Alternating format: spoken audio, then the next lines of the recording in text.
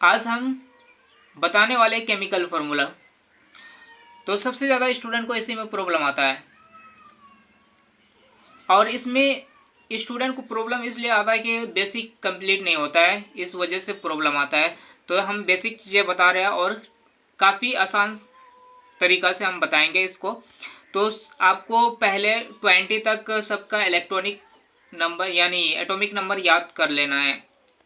अगर नहीं याद है तो आप कर लीजिए ताकि आसानी हो। मैट्रिक तक आपको बहुत ही और आगे भी ज़रूरत पड़ेगा।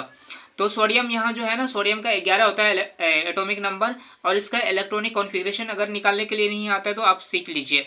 281 फर्स्ट सेल में जो है ना 2 इलेक्ट्रॉन, और सेकेंड सेल में 8 इलेक्ट्रॉन, और लास्ट सेल में 1 इलेक्ट्रॉन है, तो 11 इलेक्ट्रॉन हो गया। तो लास्ट सेल में जितना इलेक्ट्रॉन है उसी को दर्शाना है यहाँ। लेविस डॉट स्ट्रक्चर में क्या करना है कि लेविस डॉट स्ट्रक्चर बनाने के लिए सोडियम का सिंबल लिखना है। सोडियम का सिंबल Na होता है, और इस लास्ट सेल में इलेक्ट्रॉनों की संख्या कितना है, 1 है। तो लास्ट सेल में इलेक्ट्रॉनों की संख्या जो होगा वो हमें यहाँ दर्शाना है, टॉप से दर्शाना है। तो यहाँ हमने एक ही इलेक्ट्रॉन था, 1 इलेक्ट्रॉन दर्शा दिया। इसका अनपेयर इलेक्ट्रॉन 1 हो गया, पेयर इलेक्ट्रॉन 0। इसमें पेयर इलेक्ट्रॉन नहीं है, यानी जोड़ा वाला नहीं है, अकेला वाला इलेक्ट्रॉन है।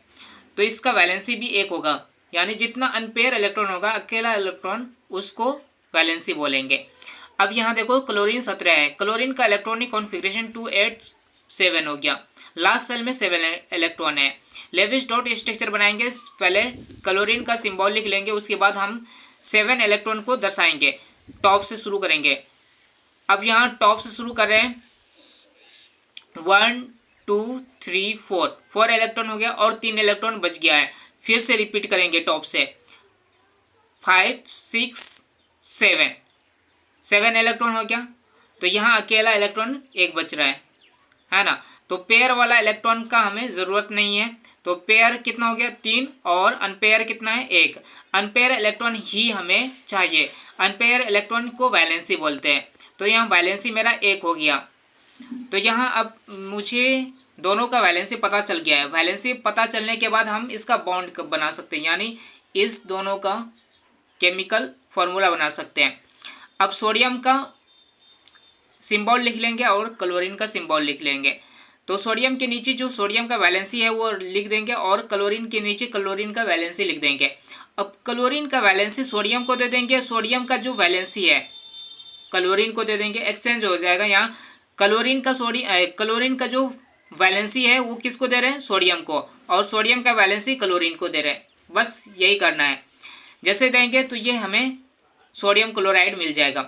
तो 1 को लिखा नहीं जाता। अगर 2 रहता तो लिखते, 3 रहता तो लिखते, लेकिन 1 को लिखते नहीं है, तो हम इसको सोडियम क्लोराइड लिखेंगे। तो सोडियम क्लोराइड ये नमक होता है जो हम लोग घरों में यूज़ करते हैं, खाने वाला नमक। तो ये नमक हो गया। इस तरह से आप कोई भी केमिकल फार्मूला बना सकते हैं। काफ़ी आसान तरीका है। हमने बेसिक भी बता दिया इसमें से किस तरह से आपको सॉल्व करना है।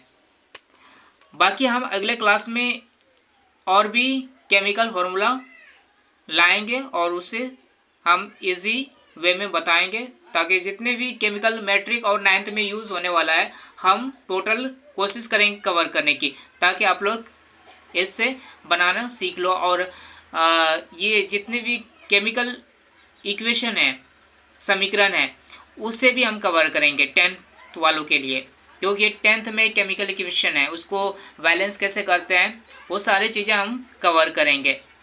पहले हम आप लोगों को फार्मूला सिखा देते हैं, उसके बाद फार्मूला बनाने के लिए आ जाएगा ना केमिकल रिएक्शन, जो है ना केमिकल रिएक्शन बहुत आसान हो जाता है। जिसे फार्मूला बनाने के लिए आ गया उसको केमिकल रिएक्शन भी कराना आ जाएगा। तो हम सिखा देंगे केमिकल रिएक्शन भी। Thanks for watching.